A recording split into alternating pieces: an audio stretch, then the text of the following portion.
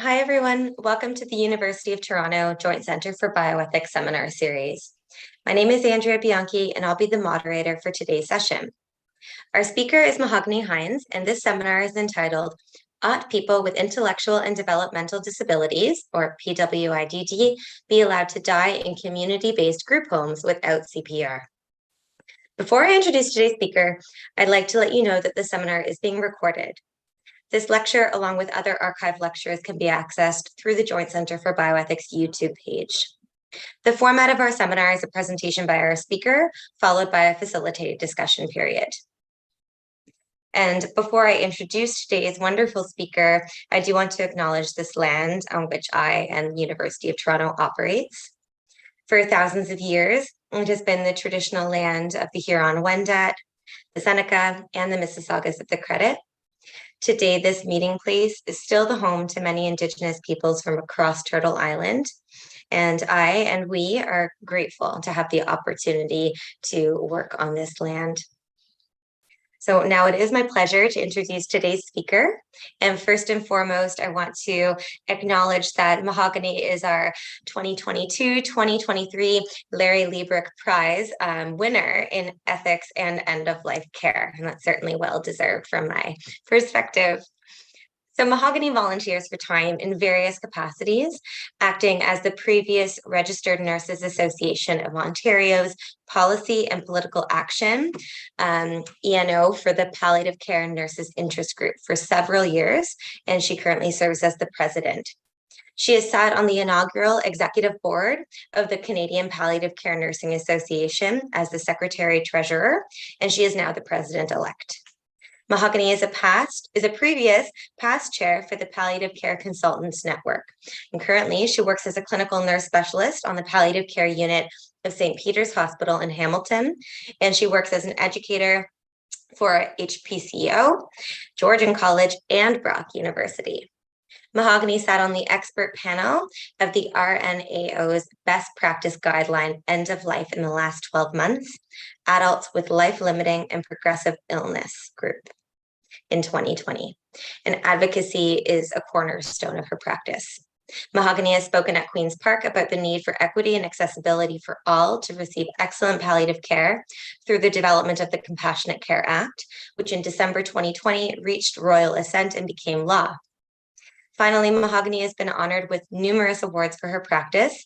As mentioned, she's most recently received the Larry Liebrick Prize in Ethics and End-of-Life Care, and she's being honored as this year's recipient of the Brock University Distinguished Alumni for the Faculty of Applied Health Sciences, as well as Niagara's 40 Under 40, a 2020 prize, Nursing Now Ontario Award for the RN category in 2021, and the RNAO Leadership Award in Political Action 2021.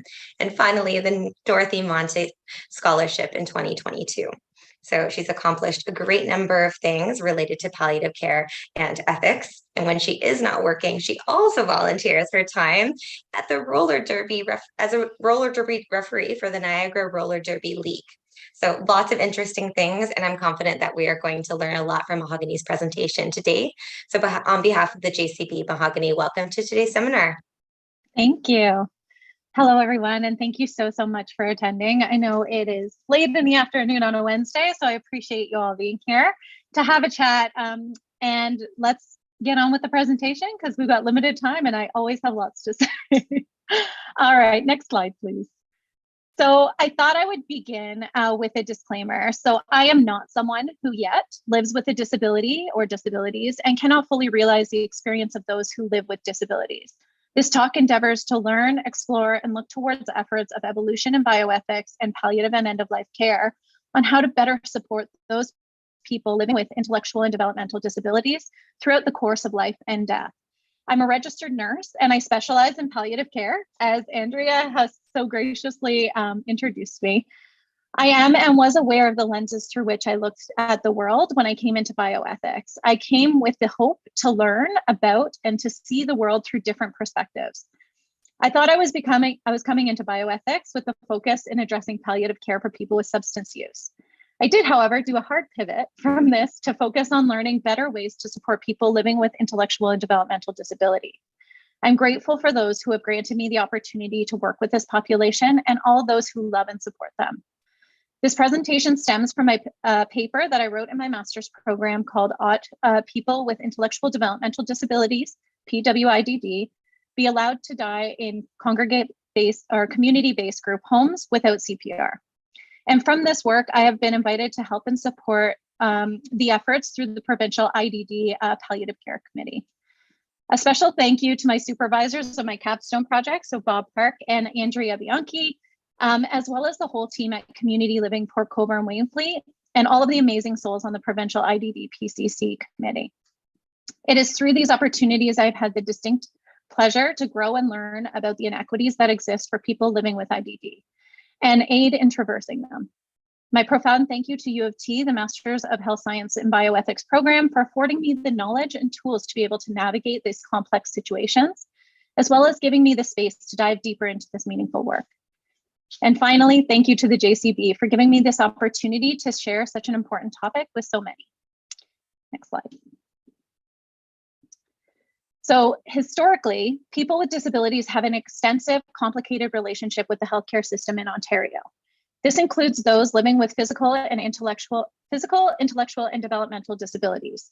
As you can see in the image above, several million people have disability throughout Canada. And for the purpose of this presentation, we're going to focus on adults of 18 years of age or older who are living with intellectual and developmental disabilities, whose residence is community-based group homes.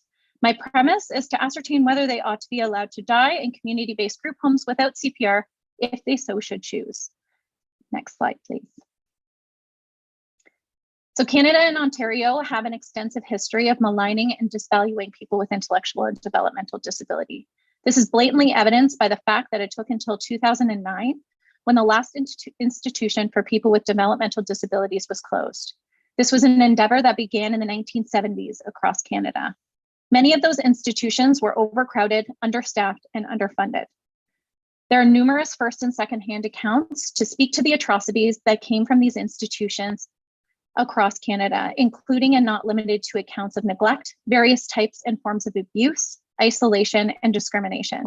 More can be learned about this effort in a document called The Right Way, a guide to closing institutions and reclaiming a life in the community for people with intellectual disabilities. Next slide, please. So people with intellectual and developmental disabilities are frequently overlooked and or dismissed as participants in their own healthcare. This has become increasingly clear as people with intellectual and developmental disabilities were absent from much of the dialogue in healthcare regarding the global COVID-19 pandemic efforts. Many policies are currently in place that exemplify this as a reality for PWIDD, including policies and practices that inhibit them from dying in their chosen place with interventions like CPR enforced, even when they have elected to have a do not resuscitate, a DNRC, or an allow a natural death order in place. For the next hour, we will explore the ethical implications and the impacts that policy and practice have on this population who have life-limiting illnesses and subsequent anticipated deaths. The exploration of this topic will be framed initially from a principalism lens, contrasted and compared to Toronto's feminist ethic of care framework, incorporating additional key critiques espoused by disability ethics. Next slide, please. Many adult people with intellectual and developmental disabilities experience a paucity of acknowledgement of their individual autonomy and agency. Paternalism often eclipses their healthcare decision-making abilities, thinly veiled as non-maleficence, and characterized as protection. PWIDD living in community-based group homes are no exception to this reality, as much of the decision-making surrounding their care occurs out of fear of liability and retributive justice. Throughout this discussion, I will attempt to illuminate the necessity of ensuring that the rights and goals of people with intellectual and developmental disabilities living in community-based group homes are being honored and heard in both life and death. A longitudinal study in Ontario from 2010 to 2016 by Lynn et al. Found that people with intellectual and developmental disability are at a higher disposition to have premature mortality rates, translating to an increased risk of dying before reaching the age of 75 by almost 5%. There are numerous factors that contribute to to this, including difficulty in doing advanced care planning, adjusting changing care needs for people with intellectual and developmental disabilities as transitions to illnesses occur and caregivers not feeling that they were listened to. This is definitely the experience that I have had in speaking to caregivers for this population and people who love and support them. Additionally, the prevalence of diagnoses that contribute to poor outcomes were primarily cardiopulmonary and cancer diagnoses in this population. A notable anomaly, however, referred to as diagnostic overshadowing, frequently occurs, which has been identified in research regarding this population, where intellectual/developmental disability is listed as a cause of death for this population. This is a baseless error, as people with intellectual and developmental disability do not die from IDD. They typically die from underlying disease processes or conditions. These incongruencies in death proclamations only further irradiate stigma and false narratives that continue to exist in healthcare spheres and speak to the dire need for continued education regarding care for this population throughout the lifespan. There are frequent misconceptions about how DNRCs work and are operationalized, as well as misinterpretations about the Coroner's Act, which may lead many community-based group homes to stick with antiquated policies and practices. Next slide, please. So for clarification, what this means is that expected deaths in the home are permitted, and home is wherever the person identifies, without the interventions of CPR if this is in alignment with their goals of care and the standards of practice for this person. In the Coroner's Act, Section 10, row E, it does clearly clarify that legally qualified medical practice and anticipated death in the home. Home is the place the person calls home. Gentle reminder. Typically in community settings, many communities have what is called an expected death in the home form or certificate, and this can typically be found by allocating or reaching out to home and community support services. And this is for specifically people with terminal or end stage illness. There is a duty to report. This is not to be omitted.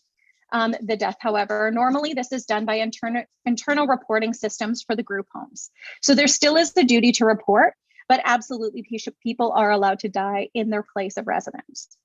Next slide, please. Discussions around further education and knowledge regarding people with intellectual and developmental disability and disability as a whole is not exclusively needed for direct healthcare providers, but conspicuously, the world of bioethics, there too, is little discourse about this population. A common critique of traditional philosophical theory is that it does not even consider people with intellectual and developmental disability. Those who existed with impairments were often overlooked or othered. It was in this othering that the disability ethics found kinship and later developed feminist ethics, as there were many parallels to be found amongst these schools of thought. Some of the key ethical overlaps that exist between feminist and disability ethics include addressing power dynamics, agency and autonomy, roles of care, and who provides it. Even still, feminist theory needs to tread lightly, taking care to include rhetoric about disabilities, but not solely based assumptions on one-dimensional caricature of what disability is and what it can look like. As we know, a person is a person, and we need to remember that at the core of what we do. Next slide, please. An example of feminist relational theory is Toronto's Ethic of Care framework, which I discussed previously.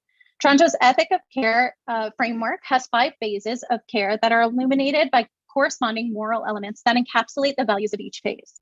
The first phase is caring about, and at its praxis, the moral imperative is attentiveness. The next is caring for. We have a responsibility to care for each other.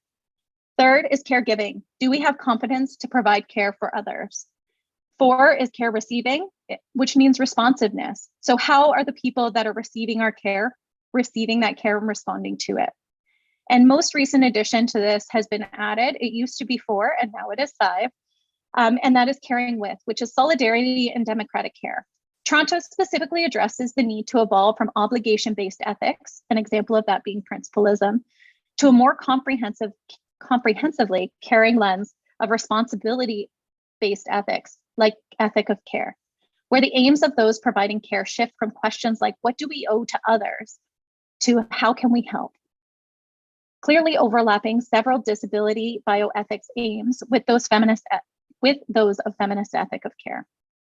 The beauty of this framework, I will admit I am biased, this is one of my favorite frameworks to work with, is that it is cyclical in nature. The work is never complete and is ongoing and evergreen. Much like our learning from this population of people, where we are forced to adapt and be flexible to the changing needs and demands and the world as they see it through their lens. Next slide, please. So many healthcare providers, organizations, and caregivers alike have the best intentions when they care for people. Many policies, like the ones frequently found in community-based group homes that drive values like heroics at all cost, are not created with the intention to cause harm, but quite the opposite. In actuality, however, policies have swung so far to the other end of the spectrum that many of those that were created to mitigate harm and benefit those in their care can have an unsavory effect of being overly paternalistic. Paternalism with the intent to save lives at all costs is dismissive not only to the person's autonomy and agency, but can also end lives, further perpetuating many of the harms in which are being attempted to we are attempting to circumvent.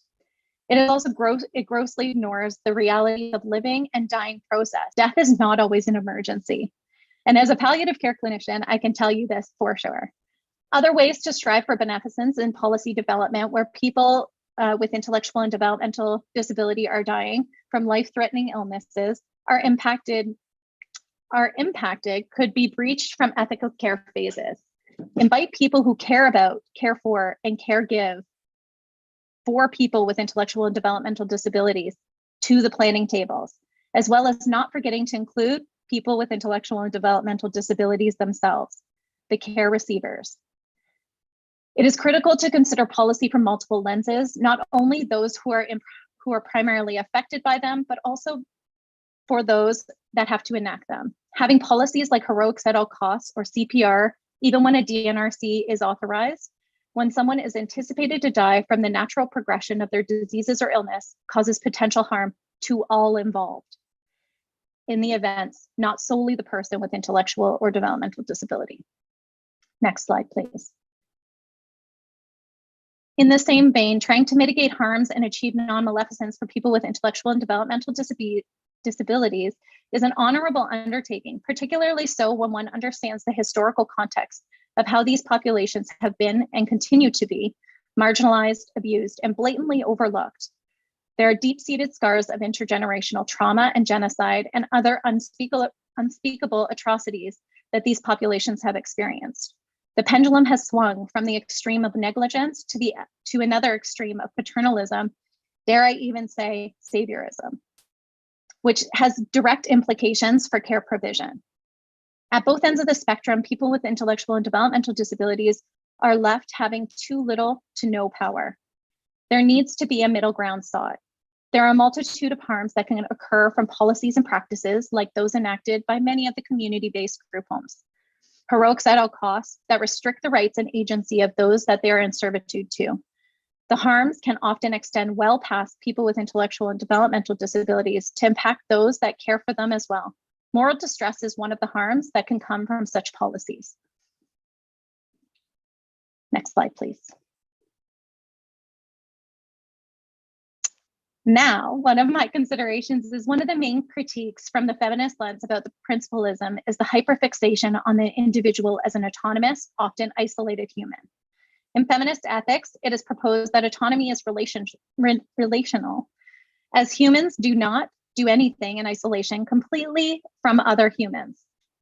This is especially relevant for people with intellectual and developmental disability, as they are often interdependent upon others and make decisions in the context of themselves and other persons. This is diametrically opposing views create an ethical tension in power distribution and how it should or can be allocated. For people with intellectual and developmental disability, it is critical to have opportunities for accessibility, access to various methods in which those options are reciprocally articulated is often a flouted concern for those who are not disabled. It is because of these considerations from feminist and disability ethical theories that this presentation has intently placed the argument for autonomy lower as a priority than the other principles, even though in Beauchamp and Childress's principle, autonomy typically is identified as the paramount guiding principle, even though they are supposed to be equal. At Disability Bioethics Core, it is essential for autonomy to be framed differently and inclusive of building community, maintaining successful relationships for all people and persons living with disabilities. It essentially asks the medical model to adapt to an othered stance on decision-making models that are more full-bodied and inclusive of people with intellectual and developmental disabilities needs and their worldviews. In the context of creating equity for the opportunities of self-determination for this population, dignity of risk must also be considered as a potential approach to help them to develop and hone their skills to be autonomous agents capable of enacting self-determination. What does that mean? Dignity of risk permits people with intellectual and developmental disabilities and all people of all capabilities the opportunity to experience the wide range of human experience, inclusive of both accomplishment and failure. PWIDD ought to have the ability to elect to have a DNR and permit it to having it honored when it's made with informed consent. Yes, it may take longer. Take the time. By community-based group homes electing to override people with intellectual and developmental disabilities wishes with a policy that impinges on their rights is discriminatory and curtails their agency and is dehumanizing. It is not acceptable practice to ignore someone's DNR wishes in any other circumstance. Why is it any different for people with intellectual or developmental disability? Next slide, please. Substantively, the United Nations Convention on Rights of Persons with Disabilities addresses and aligns the rights of people with intellectual and developmental disability with the Charter of Rights and Freedoms, explicitly privileging that people with intellectual and developmental disability have the right to respect for inherent dignity, individual autonomy, including the freedom to make one's own choices, and independence of persons. This is further supported by the Universal Declaration of Human Rights, where it is identified that everyone has the right to a standard of living, including a standard of care and security, even in disability. Another means to address justice for people with intellectual and developmental disability is through procedural justice at various levels, with multiple approaches occurring at varying degrees. At a macro and meso level, the need to change policies, procedures, and practices within businesses that serve people with intellectual and developmental disability to align with their wishes, beliefs, values is necessary. Additionally, at the meso and micro level, this could occur through implementation of education on how to initiate advanced care planning and ensure that tools being implemented to start discussions about advanced care planning are validated and appropriate and meaningful to people with intellectual and developmental disability, as well as their substitute decision makers. A tactic in realizing distributive and procedural justice for people with intellectual and developmental disability from a disability ethics lens could be the integration and education around disability cultural competence. Additionally, ways to enhance procedural justice could be to utilize multiple ethical frameworks intercollaboratively. An example of this is attempted throughout this presentation. By employing principalism, Toronto's ethic of care framework, and disability ethic lenses interwoven together. Toronto's ethic of care lends itself to a type of ethical praxis by which one can work towards the aims of justice and has the potential to complement other frameworks and ethical approaches to round out the gaps of that other theories may overlook. Procedurally, employing multiple ethical frameworks provides a potential for a more robust approach, integrating multiple lenses to aid in clarifying and illuminating the issues at hand. Even practically, implementation of expected death in the home protocols from already established practices in other community settings into community-based group homes could benefit the aims of permitting people with intellectual and developmental disabilities to die in their community-based group home. Distributive justice approaches focus on the impetus of creating avenues for equitable access to supports and services, regardless of care setting for people with intellectual and developmental disability. This could include, at the macro level, re-envisioning infrastructure of the ministries at the provincial level, or minimally addressing the need to seek out collaborations between them which would be aligning with Toronto's most political phase, caring with, which is inclusive of democratic care morality. Another phase of ethic of care is caring about, which can be done by enhancing data collection on people with intellectual and developmental disability and their interactions with the healthcare system. This could aid in informing both caring for and caregiving phases. Lack of data speaks to the perpetuation of invisibility of this population in the healthcare sector. If they are not a focus in statistical data and outcomes, then how can people with intellectual and developmental disability be a concentration in care? Out of sight, out of mind. Research as recent as 2019 continues to signal the stigma, prejudice, and discrimination surrounding lives worth living with relation to people with intellectual and developmental disability, which evidences how far is yet to go for this population to discontinue being othered. Next slide, please. So what does this all mean? So each of these avenues towards justice for people with intellectual and developmental disability lead to an intersecting aims of permitting people with intellectual and developmental disability to have the agency to die with or without CPR in their chosen place of death. There is much to learn from and with this population on how we can foster and sustain a more connected sense of community and adapt to different visions of how healthcare can and perhaps ought to look. This requires people with intellectual and developmental disability to be active participants, not only in their care, but the systems in which they influence and impact their care as well. Next slide, please. I will leave you with this thought, or rather a rally cry, which is interwoven into the fabric of disability activists and advocates' rhetoric everywhere. Nothing about us without us. And on that note, I would like, next slide, please. I'd like to thank you for taking the time to let me speak about this incredibly important topic. And if you are interested, please keep your eyes open for the first iteration of the Palliative Care Toolkit from the collaborative cross-sector group, the IDD Palliative Care Committee. Next slide, please. And if you would like to contact me, please feel free to do so. This is my email. Or if you work in palliative care, you probably have several other avenues to connect with me as well. And the next 5 slides are actually references.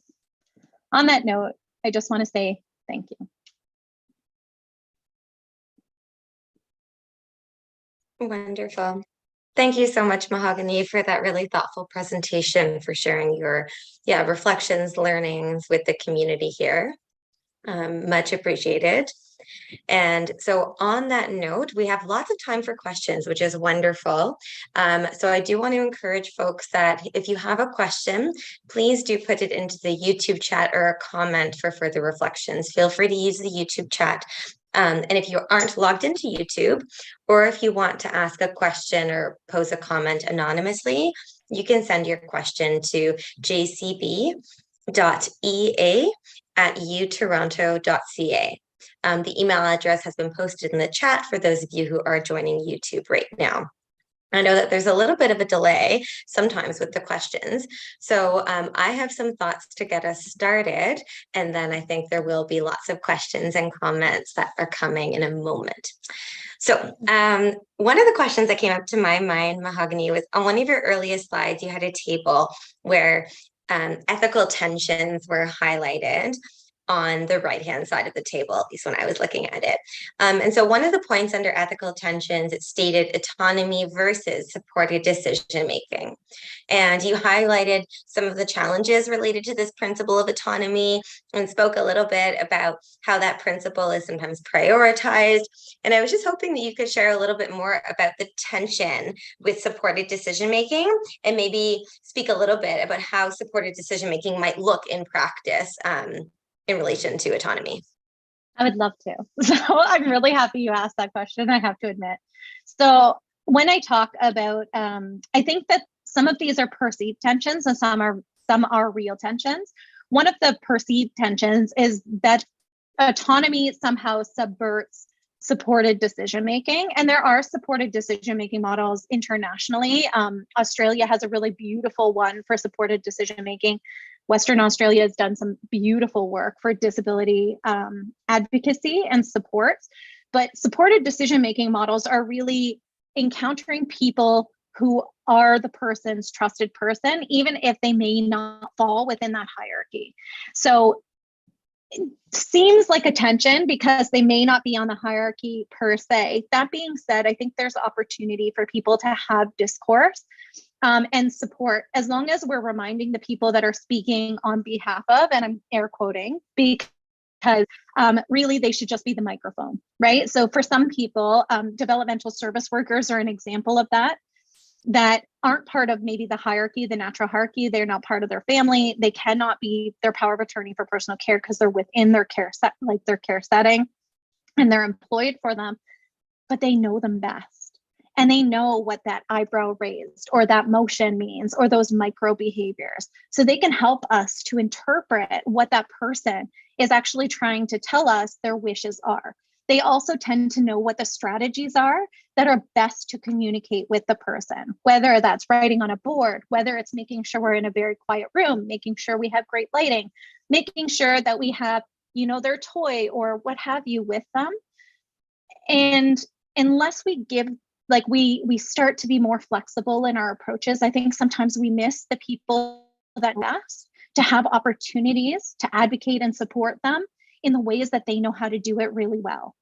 And that's kind of where that tension sometimes lies, because they're not on the hierarchy of decision making as per the Healthcare Consent Act. There still is a role for them. So it's learning how to tease apart some of those tensions and working together collaboratively on ways that we can better support them. The other piece of it is giving them language, right? Healthcare in and of itself is its own language. And caring for certain people, they have their own language as well, and we don't know what that means. So oftentimes we might look to like a developmental service worker to interpret for us, right? Like it's like a translation service, and nobody is going to know it as well as them potentially. So that's what's kind of meant when we talk about some of those ethical tensions. Some are perceived, some are very real, but it's like, how do we start to tease apart some of those pieces from maybe a more relational lens? Right? Because as we talked about autonomy in like a feminist lens versus more of like a principle libertarianism lens, the relationality is a critical component and a bedrock of the conversation and the context in which that person lives. Thank you so much for sharing that. And it certainly sounds like that supported decision making just in and of itself can be so beneficial if we're thinking about things in this kind of way. So really value your thoughts on that. All right, so a question came in. So just thanks for your presentation, Mahoganie, of course. I think everyone is very grateful that you shared your wisdom with us. So the question is, how often have you seen problems in recognizing a DNR in congregate settings? Quite it. And working on the provincial group has kind of illuminated me. I think some homes, and by no means am I painting all homes with that brush. And I don't think it's out of, malice in any way that these presentations or like these policies exist. I think some of them are antiquated, have been part of the system for a long time. The intention is very good. However, doing CPR on somebody who is actively dying and it does not align with their wishes is harmful. It is also assault. And I think sometimes we need to remember those pieces at the core, and that fear of liability piece sometimes comes in. I have seen it in quite a few community-based group homes at various levels. I do think that there is a push from a lot of them to start kind of changing and reevaluating, looking at the legislation and going like, what does this actually mean? And I would implore people to do that. I did work with a couple of group homes like within my community very closely to reestablish kind of like those policies. The one thing I would encourage them to do is look at your mission, vision, and value statements and see if that policy aligns with them. Because in my suspicion, it does not, right? If it's people and person-centered care and person first, I think those are the opportunities that we have to push back on some of the policies at hand. So it does exist throughout the province and throughout Canada. That being said, I do think that there's opportunities for us to reevaluate and look for support. And that's what the toolkit, the provincial toolkit, is aiming to do as well. There will be like draft policies about like kind of how to structure a policy and like what the intent is and where that legislation is to refer back to. I hope that answers your question. I think that answers it, but I'll certainly just put out to the audience as well that if you do have a follow-up comment or question or require some clarification, just put that into YouTube and then it gets transferred over to me, and then I'll be sure to read it out for Mahoganie, but there may just be a slight delay in receiving that, but feel free to do so. All right. So another question is just focused on the focus of your talk. So the focus of your talk was really around community-based group homes. Can you share a little bit about how your argument may translate to other settings or may not translate to other settings? For instance, those who are living with their families in a family home, hospital settings, long-term care homes.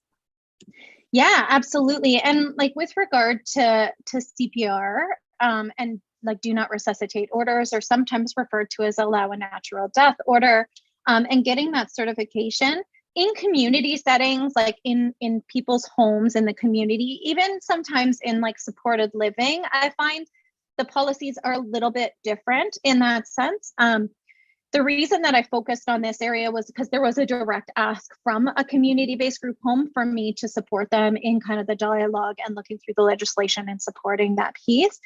Hence the hard pivot into this area. But I think the other piece of that as well is a lot of the legislation exists already, and like the supports and resources. So expected death in the home is an example of that. In a hospital setting, it is not uncommon for people to have a do not resuscitate order or do not resuscitate DNRC form signed, perhaps that they brought from community, and making sure that they communicate that with the team when they come into care. I think the other piece about DNRC that people need to remember is like DNRC does not stand for do not receive care. And I think there's like this ambivalence to it. And I think a lot of that has like the contextualization of the history of how people historically have been treated with intellectual and developmental disability. And there's a fear of going back to that. But at the same time, we need to honor people's wishes. And some people have very good insight with intellectual and developmental disability to be able to tell us sometimes we're not listening. But with regard to like community, hospital-based, and other agency, I would encourage you to like ask what resources are available. Typically, you can link in community with home and community care support services, and they can tell you kind of what the process is. Sometimes they have something called a letter of understanding as well, an LOU, which basically is when somebody has a terminal, like end stage diagnoses in the community setting, and they sign that like there is an expected death in the home. And this is where that Coroner's Act piece really comes in. It's expected, it's anticipated. So you don't have to worry about, I don't want to say you don't have to worry because I feel like that's dismissive, but the impetus is not to call the police. In that case, it may be to call, and not to call the ambulance either. If there's an expected death in the home and the person is dying from that disease process, and this is a normal physiological response, you know, maybe they go into respiratory arrest because they have COPD or congestive heart failure, right? Which is very common in much of this population. So in those cases, it's absolutely okay for them to stay home with the people that support and love them. You don't have to call 911, right? Not every death, as I said, is an emergency. Sure, if they're choking, nobody should be dying of choking, right? So that's not a life-limiting illness. That's an emergency event. And there is a difference, and that's typically where the teams come in to support you. So whether it's a palliative care team in the community, which we're very fortunate in Ontario, we have some really wonderful community-based palliative care teams, palliative care outreach teams. They all go by different names. And then the other resource is in the hospitals, asking sometimes for a palliative care team or a palliative care consult. Many of the hospitals have palliative care consultancy services. So those are typically the resources throughout the community and hospital setting. Thanks for answering that and just providing so much information, I think, related to death and dying in general that could be applicable to persons with intellectual and developmental disability and also beyond. I actually didn't know about a letter of understanding or an LOU that you mentioned for unexpected death. That's what you called it, yeah? Yeah. So normally they'll have like an expected death in the home, which is like a bit of a procedure and a protocol. And as part of sometimes the expected death in the home, they have like the letter of understanding, which is sometimes signed by like the physician saying like, this is an expected death. Like we anticipate this, this is the prognosis of the disease process. Okay, I didn't appreciate that. So I really appreciate you sharing that and just in general, all the information that you offered. Okay. Okay, so another question is, yeah, thank you for a helpful and informative presentation. Wondering if you've explored these issues with people with IDD. So I assume, have you gone into group homes, connected with some folks with IDD, kind of seen or thought about this, explored this in practice? Yes. So in my previous role, I used to work as a palliative pain and symptom management consultant, which means I worked predominantly with long-term care. That being said, sometimes we did have people with intellectual and developmental disability in long-term care, but also in community settings as well. So whether it's community-based group homes or within like community, like supported living areas, occasionally I would encounter them as well and support those conversations. And it's something that I by no means am an expert on supporting people with intellectual and developmental disability. This is something I've learned over the last 2 to 3 years. So by no means do I claim myself an expert. I do have expertise in palliative care. So that's normally where I come in. And I often will look to the developmental sector to teach me because they're the experts on this. And I think this is where we have the opportunity to kind of traverse because a lot of the support that's required is either through developmental service workers, support workers, or families, right? And so there's lots of opportunity to continue to learn. I have supported people in dying in their home, whether it is a community-based group home, supported living, as well as long-term care.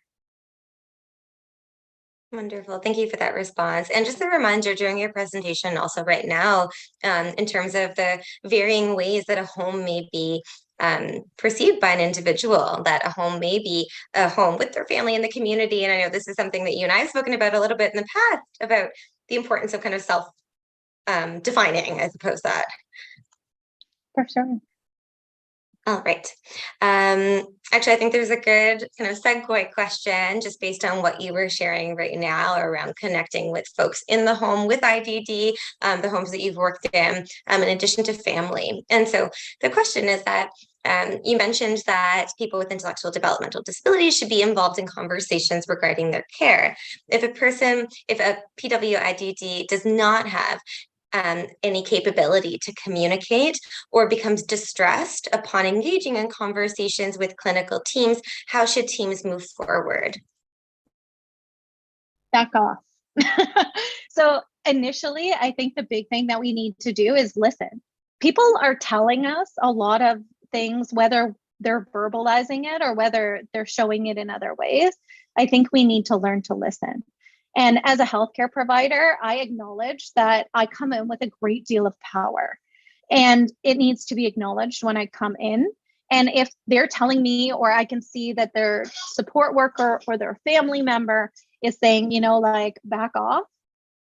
Like, I think that's the other piece is like, you are the expert in yourself. I may have expertise in the care that needs to be provided to you, but you are the expert in yourself, and your people, whoever you identified as your people, are the experts in you. So I think in those cases, sometimes we need to take our time. And as I said earlier in the conversation, that we need, if it takes longer, take longer. Right? So it may be that I have to develop a rapport and I have to come in multiple times before we can even broach any of these conversations. But I can also give resources and tools to the family or support workers to work through as well to the best of their ability, right? Because like, it's not a one-sided, like healthcare is reciprocal. And I can give a portion, but I also need to acknowledge that I can't do the care without a person to receive it. And I think that's kind of like the crux of ethic of care, is that you need to remember who you're caring for and how it's being received.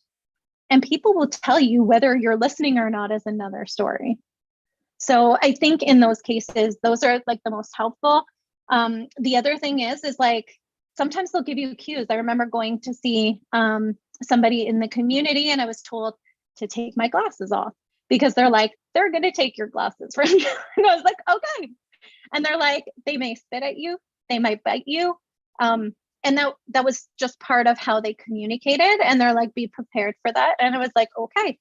So I was like, what is my best approach? Like, what do I need to know a person to better support them?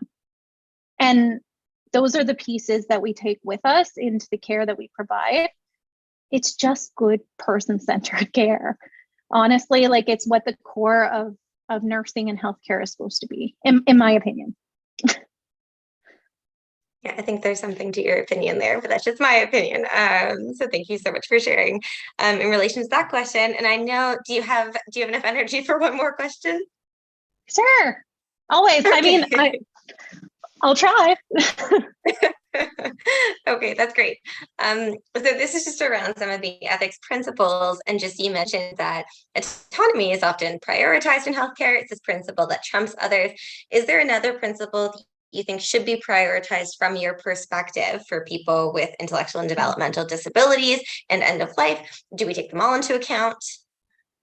I think that's a beautiful question. I think it also depends on what you consider principles. If you look to principlism, I tend to value justice in varying forms, as I'm sure you kind of noticed through my presentation. And what does that look like in each form of justice? Because sometimes those others kind of fall by the wayside. That being said, I tend to lean towards ethic of care because it speaks to me. It feels the most authentic in providing care for me. It feels real. And when I talk about that piece, I think it's between the caregiving and having competence in it, but also the care receiving. So acknowledging that you're providing care to somebody, but it's only as good as the person perceives it to be. So we always have opportunity to continue to grow and learn from that. And I think that that's a really critical component from a healthcare lens that we sometimes forget. We kind of get stuck in the principles.